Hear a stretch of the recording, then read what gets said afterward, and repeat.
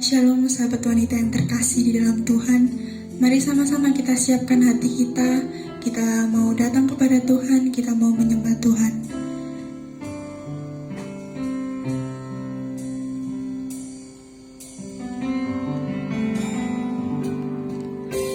Sungguh besar setiamu, Kau nyatakan bagiku.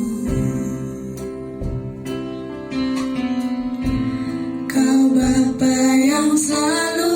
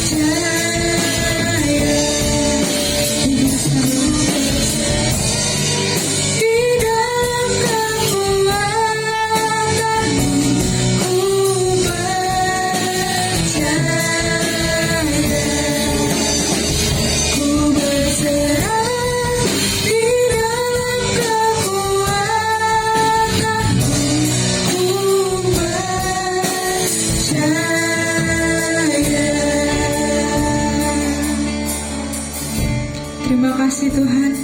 Terima kasih buat kesempatan-Mu Tuhan bagi setiap kami, sahabat wanita-Mu di tempat ini Tuhan. Kami percaya Tuhan selalu melindungi setiap kami. Sebentar kami akan mendengarkan firman-Mu Tuhan. Tuhan, urapi hamba-Mu yang akan menyampaikan firman-Mu Tuhan, dan urapi kami semua. Di dalam nama Tuhan Yesus, haleluya, amin. Shalom sahabat wanita, apa kabar? Pasti luar biasa, amin. Saya percaya perlindungan Tuhan sempurna atas kita. Saya berharap para manula yang udah di atas 60 tahun semua sudah menerima vaksin, amin. Kalau ada kesulitan boleh hubungi kami, nanti kami akan bantu. Malam hari ini saya akan bicara tentang mengalahkan kejahatan. Bersama-sama kita akan melihat Roma pasal yang ke-12 ayat yang ke-21. Roma pasal 12 ayat 21 kita akan baca bersama-sama dengan suara yang keras. 1, 2, 3. Janganlah kamu kalah terhadap kejahatan, tetapi kalahkanlah kejahatan dengan kebaikan. Firman Tuhan berkata, jangan kalah dengan kejahatan, tapi kalahkanlah kejahatan dengan kebaikan. Bukan sesuatu yang mudah pastinya, ya. Wajar saja kalau orang balas yang jahat dengan yang jahat, itu sudah umum. Bahkan kita balas dengan kejahatan yang lebih besar. Contoh, kalau kita dipukul 1 kali, kita tidak cuma balas pukul 1 kali, tapi berkali-kali, ya. Kalau 2 kali dia belum merasakan sakitnya, kita balas lagi, kita pukul lagi 3 kali, 4 kali, 5 kali, bahkan sampai dia babak belur, sampai dia hancur. Itu manusia pada umumnya. Tetapi firman Tuhan mengajarkan kepada kita untuk kita tidak kalah dengan kejahatan.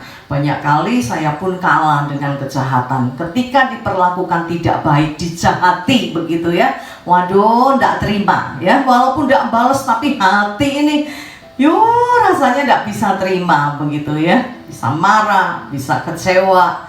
Tapi mari kita sama-sama belajar untuk tidak kalah terhadap kejahatan. Katakan bersama-sama, tidak kalah terhadap kejahatan. 1, 2, 3. Tidak kalah dengan kejahatan. Kalau kita balas yang jahat dengan yang jahat, berarti yang jahat menang, ya.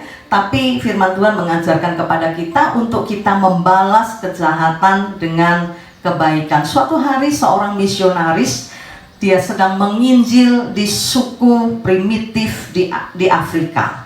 Istrinya dibunuh oleh mereka dan anaknya dilempar ke sungai, dijadikan makanan buaya, santapan buaya. Bayangin, kejam banget, ya. Nah, sedangkan dirinya dikurung untuk menunggu waktu. Waktu apa, saudara? Waktu dipersembahkan kepada dewa mereka. Tetapi pada suatu hari terjadi kebakaran. Semua melarikan diri, menyelamatkan diri, ya. Nah, dalam kondisi seperti ini, misionaris ini sebetulnya juga punya kesempatan untuk melarikan diri. Ya, siapa yang tidak mau, ya? Daripada nanti dijadikan tumbal, dijadikan persembahan untuk dewanya mereka, lebih baik melarikan diri. Tetapi apa yang terjadi ketika misionaris ini mau lari? Dia mendengar suara tangisan seorang anak. Teriakan seorang anak menangis. Dia menghentikan langkahnya, dia cari di mana anak itu. Ternyata anak itu ada di satu rumah yang sedang terbakar.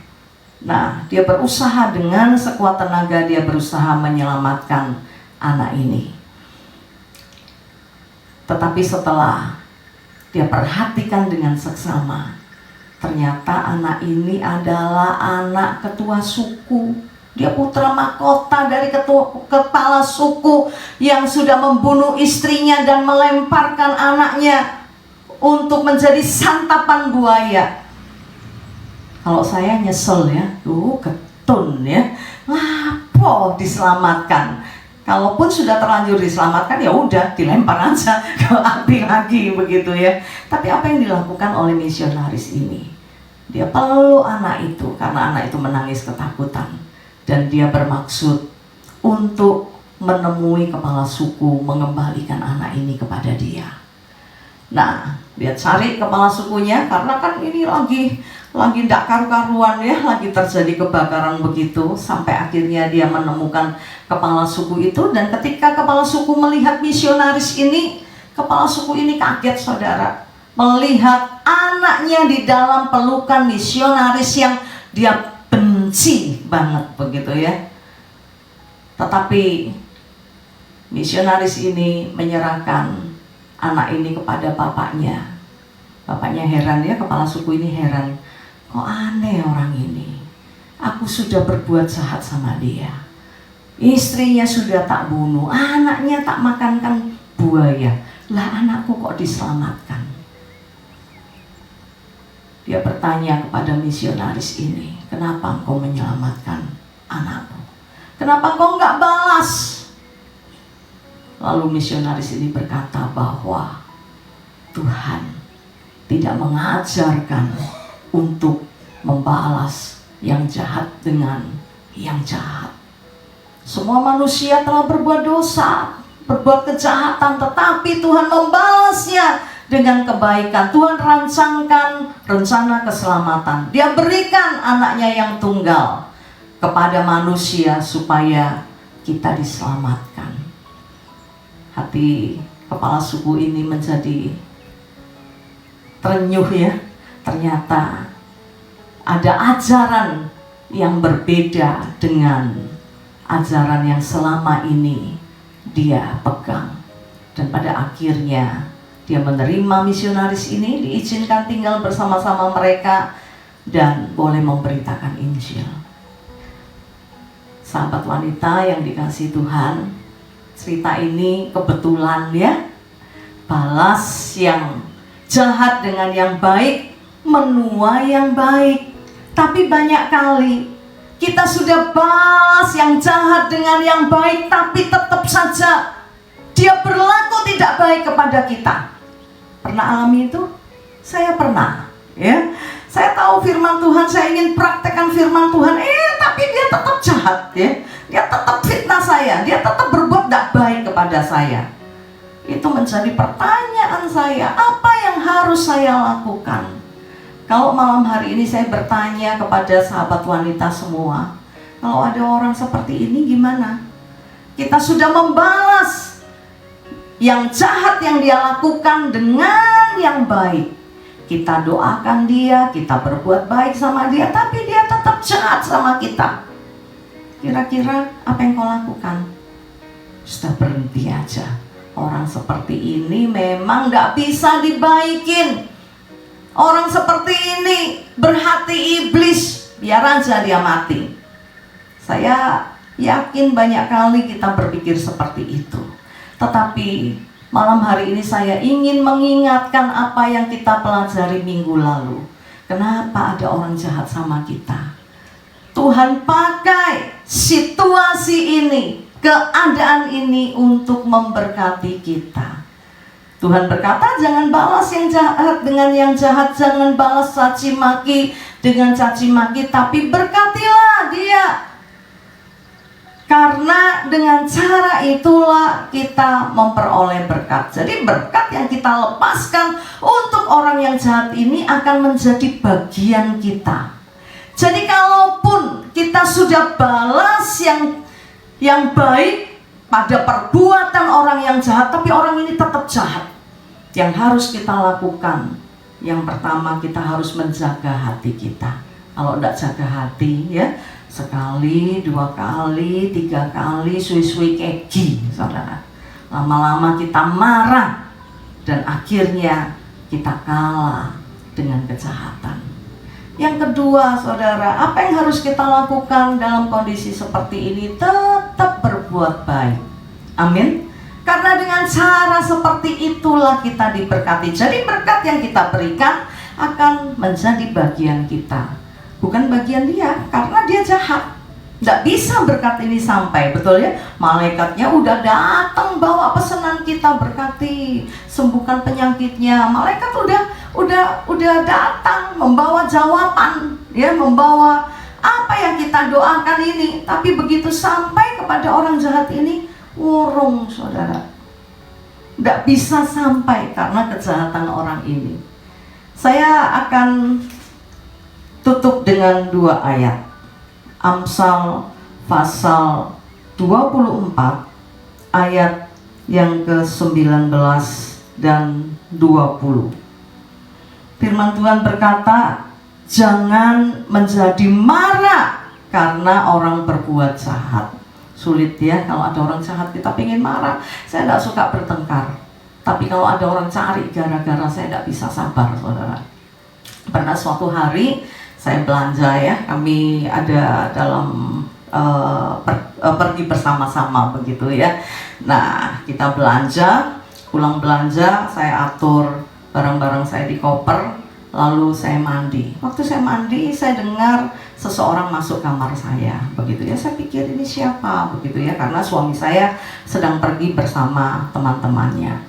Nah, ketika saya keluar, begitu kagetnya, ternyata istri dari teman suami saya bongkar koper saya, saudara.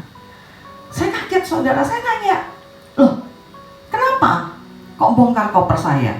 Saya bilang begitu. Lalu dia bilang, enggak, saya pengen tahu aja kamu belanja apa. Oh, kudu tak kerawuk, saudara. Ya toh, ada orang kok usil kayak gitu. Ini seorang ibu gembala loh. Lalu saya berpikir, lah kalau barang saya aja digeledahi, lah Daniel barangnya jemaati, lah yo pasti digeledahi. Saya marah.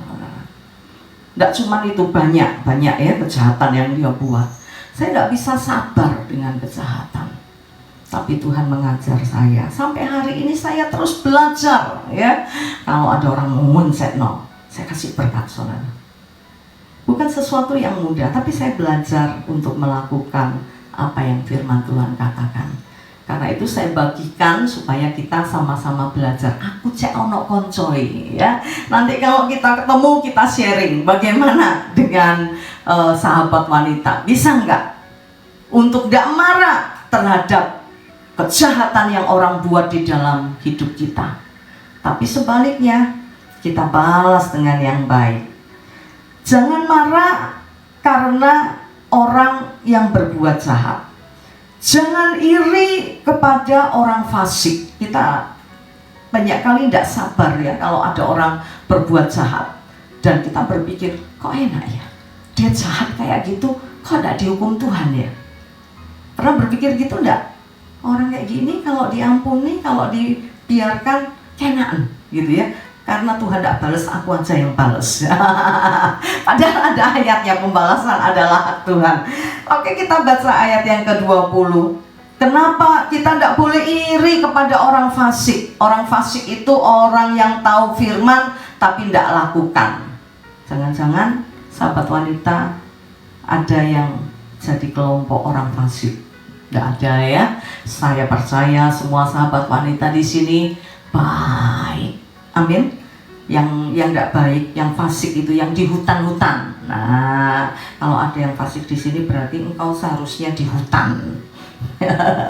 Ayat 20 kita baca bersama-sama. Kenapa tidak boleh iri kepada orang fasik? Ayat 20 katakan, karena tidak ada masa depan bagi penjahat. Hati-hati.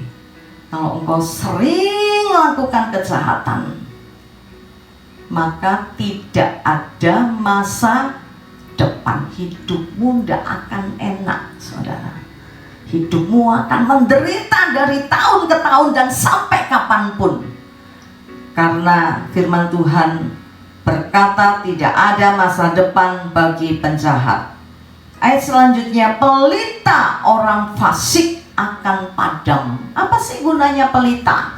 Pelita itu gunanya untuk menerangi. Ketika kita ada di dalam kegelapan, kita butuh pelita, penerang. Ketika kita ada di dalam masalah, kita butuh jalan keluar.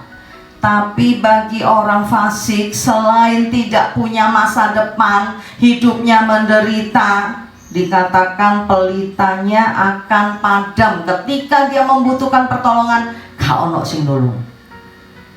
Tidak ada pertolongan bagi orang fasik. Ketika dia memerlukan sesuatu, tidak ada jawaban dari setiap permohonan yang dia lakukan. Kira-kira setelah tahu 2 ayat ini berani berbuat jahat nggak, saudara? Saya ngeri baca ayat ini, saudara. Saya takut. Karena itu membuat, bagus sekali ya kalau kita takut ya, membuat kita hati-hati kalau mau lakukan sesuatu yang jahat. Ilingo, saudara. Yang pertama, tidak ada masa depan. Kalau engkau mau hidupmu menderita, gak apa-apa, buatlah kejahatan sebanyak-banyaknya, ya.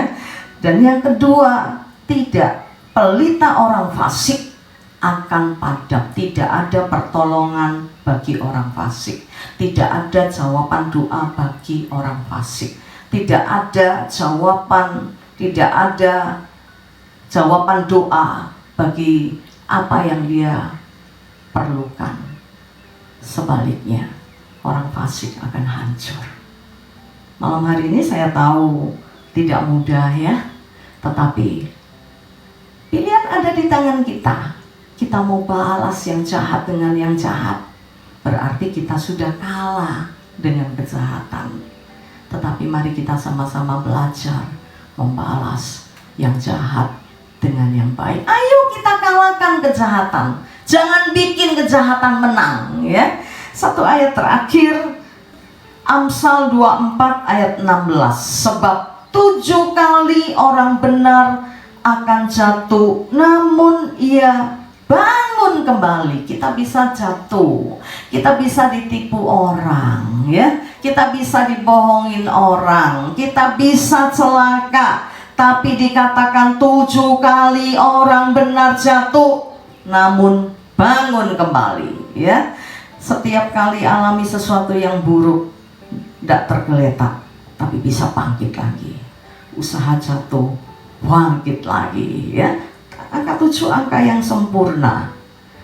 Tetapi bagian yang terakhir, mari kita baca bersama-sama sebelum kita berdoa. 1, 2, 3. Tetapi orang fasik akan roboh dalam bencana. Pada akhirnya orang fasik akan tumbang, akan jatuh, akan tergeletak, akan hancur. Karena itu jangan jadi orang fasik ya. Tahu kebenaran tapi tidak lakukan. Tahu harus mengalahkan yang jahat dengan kebaikan tapi kita tidak lakukan, termasuk orang fasik. Tadi saya katakan orang fasik tidak punya masa depan. Orang fasik pelitanya akan padam. Yang ketiga, orang fasik akan roboh dalam bencana. Hidupnya akan diisi dengan bencana demi bencana. Malapetaka demi malapetaka akan datang di dalam hidup orang fasik. Saya tidak mau, saudara. Walaupun saya tahu tidak mudah, ya. Tidak marah terhadap yang jahat, buat saya sulit begitu ya. Tapi saya belajar membalas yang jahat dengan kebaikan. Saya pun belajar ya. Hari-hari ini saya sedang praktekkan ya. Kalau ada orang jahatin saya, malah tak baikin, tak belikan makanan, tak doakan ya. Saya juga bukan orang yang sempurna, tapi saya mau disempurnakan. Karena itu mengajak semua wanita untuk kita datang kepada Tuhan, mengizinkan Tuhan memproses kita. Mari kita berdoa. Ku mau sepertimu Yesus. Ku mau sepertimu Yesus, disempurnakan selalu dalam setiap jalanku, memuliakan namamu. Bagaikan bejana siap dibentuk, demikian hidupku di tanganmu. Dengan urapan kuasa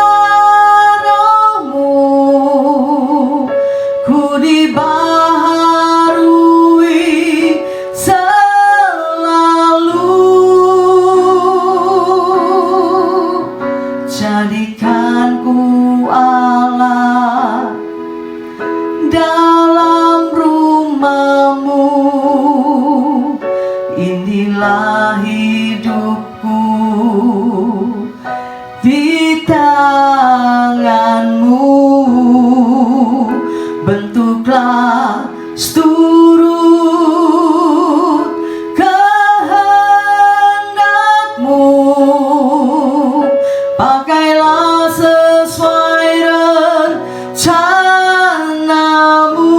Bersama-sama katakan, ku mau sepertimu Yesus.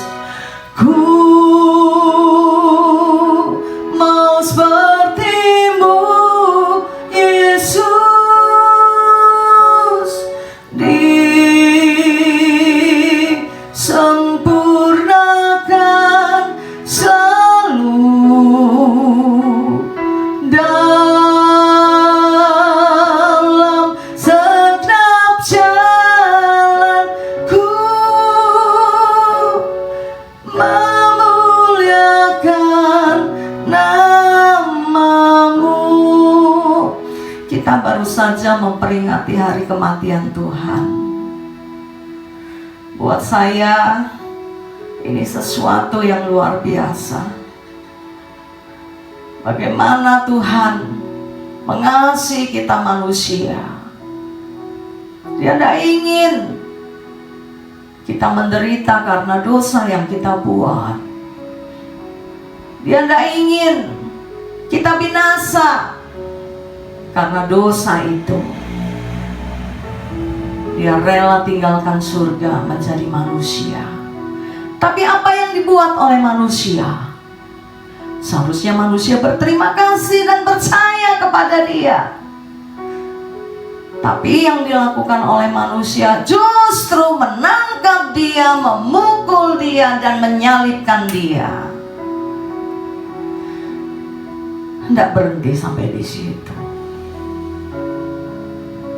Ketika Yesus disalib, manusia berdosa itu peludai Yesus, memahkotai Yesus dengan mahkota duri di atas kepalanya. Kalau saya jadi Yesus, saya tidak sudi selamatkan orang seperti ini.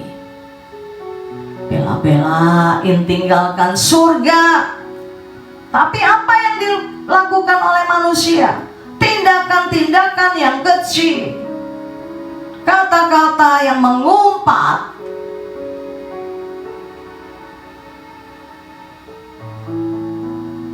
Dia dikhianati, dia ditinggalkan, dia diperlakukan tidak baik, tetapi dia tetap mau tanggung semuanya itu. Dia tetap mau semua manusia yang berdosa ini selamat. Karena itu dia tidak turun dari salib dan mengata-ngatai. Itu kalau saya turun, saudara. Dasar kurang ajar, tidak tahu dibaiki. Ya wis, mlebu neraka kabeh. Gak urus. Saya kembali ke surga. Untungnya Tuhan tidak seperti saya. Karena itu setiap kali merayakan Jumat Agung, saya nggak pernah bisa tahan air mata saya.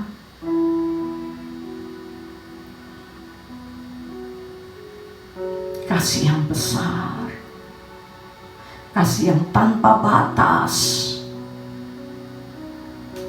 Dia berikan kepada kita. Kalaupun kita terus lakukan kesalahan demi kesalahan, Dia tetap memberi kesempatan untuk kita bertobat. Sahabat wanita yang dikasihi Tuhan, berapa tahun nubuat Bahtera? Bukan waktu yang singkat, 120 tahun.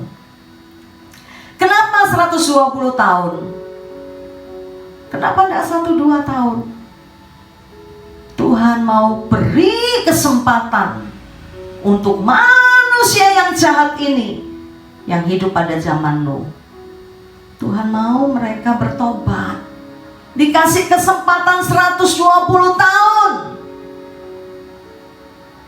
Tapi mereka menyia-nyiakan anugerah Tuhan. Saya berharap tidak ada sahabat wanita yang mengeraskan hati. Firman Tuhan sudah datang kepadamu mengingatkan, tapi kamu gak mau.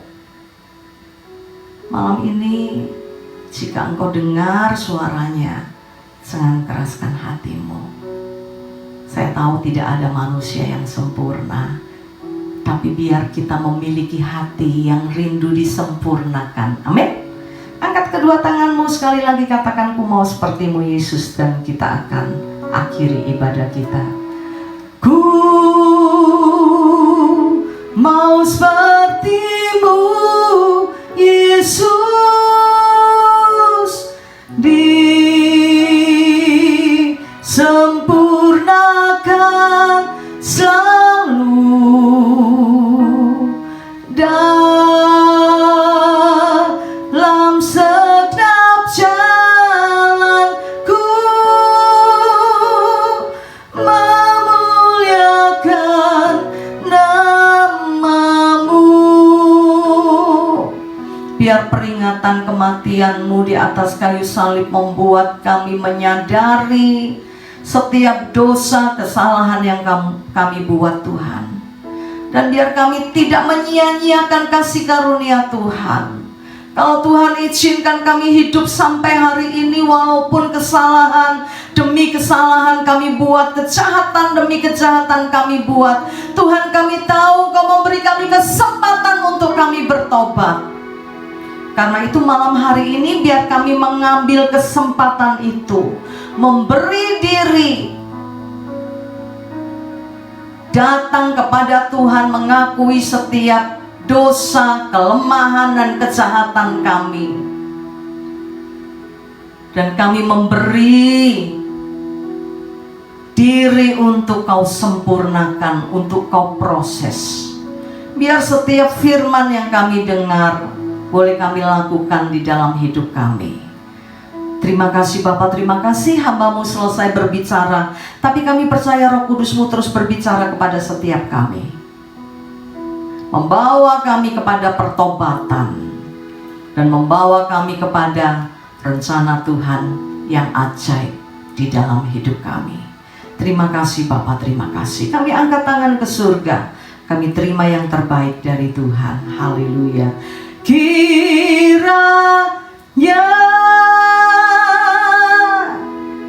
Engkau memberkati aku berlimpah-limpah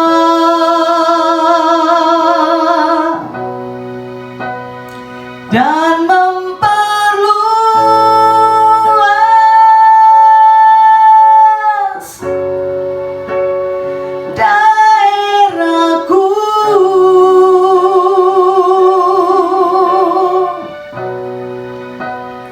dan kiranya tangan-Mu menyertai aku dan melindungi aku daripada malapetaka, sehingga kesakitan tidak menimpa aku. Biar tidak ada yang sakit karena pelanggaran dan dosa yang kami buat. Biar tidak ada yang hancur karena rupa-rupa kejahatan yang kami buat. Tapi malam hari ini biar pertobatan ada di dalam hidup setiap kami. Kami menerima anugerah keselamatan yang Kau janjikan, dan kami menerima pemulihan daripada Tuhan. Kami tahu Engkau mati supaya kami hidup. Terima kasih Bapa, terima kasih. Dan sebelum kami selesaikan ibadah kami malam hari ini, kami angkat tangan ke surga. Kami terima berkat rahmat dan anugerah dari Allah Bapa, di dalam cinta kasih dari Putra-Mu yang terkasih Tuhan kami Yesus Kristus, dan di dalam persekutuan dengan Roh Kudus menyertai kami mulai hari ini sampai Maranatha, Tuhan datang kembali. Yang percaya diberkati Tuhan bersama-sama katakan amin. Selamat malam, Tuhan memberkati kita semua. Bagi sahabat wanita yang membutuhkan doa dan konseling, bisa menghubungi Pastor Elizabeth Low di nomor WhatsApp 0812 310 11 000. Terima kasih, Tuhan Yesus memberkati.